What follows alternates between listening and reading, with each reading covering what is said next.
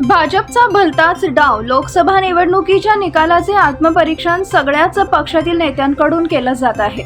दरम्यान प्रहार जनशक्ती संघटनेचे नेते बच्चू कडू यांनी भाजपावर गंभीर आरोप केले. आज माध्यमांशी बोलताना बच्चू कडू यांनी महायुतीतील मतभेद उघड करत भाजपाबाबत खळबळजनक खुलासे केले आहेत. राज्यात सध्या विधानसभेची रणधुमाळी सुरू आहे, त्यामुळे महायुतीमध्ये कुणाला किती जागा मिळणार याकडे सर्वांचे लक्ष लागून आहे. आजच मुख्यमंत्री एकनाथ शिंदे आणि उपमुख्यमंत्री देवेंद्र फडणवीस यांची एकत्र बैठक झाली. शिंदे यांच्या निवासस्थानी महायुतीची खलबत्ते झाल्याची माहिती आहे. अशात कडू यांच्या नव्या दावाने खळबळ उडाली आहे. मुख्यमंत्री शिंदेंना घेतल्यानंतर युतीचे सरकार सुरळीत चालू होते, पण नंतर शिंदेंना शह देण्याकरता अजितदादांना सोबत घेतले गेले.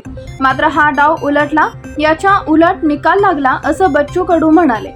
युतीच्या सरकारमध्ये अजितदादा यांनी हाती घेऊन शिंदे यांना शह देण्याचा प्रयत्न केला गेला, पण जनतेला अधिकचं राजकारण पटत नाही. भाजपाने अजितदादा गटाला जागा वाटपामध्ये नाक दाबून बुक्क्यांचा मार दिला असा टोला देखील कडू यांनी लगावला.